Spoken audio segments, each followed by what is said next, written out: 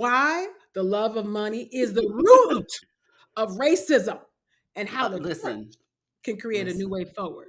What do you mean that greed is the root, of racism instead of racism? It's what do you mean by that? First of all, when I tell you that Malcolm stayed ready to answer this question, he stayed ready. Yes, what do you mean by this? Why?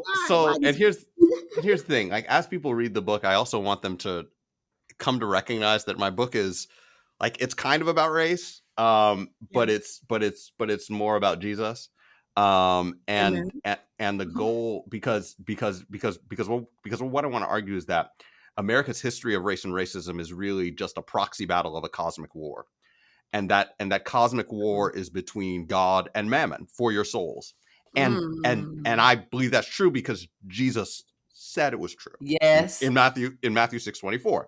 Tells us we can't serve two masters. That's right. We'll either love one and hate the other, or be devoted to one and despise the other. You can't serve both God, and he could have chosen any of the number of idols that we tend to face, but he chooses Mammon, the Aramaic word for riches.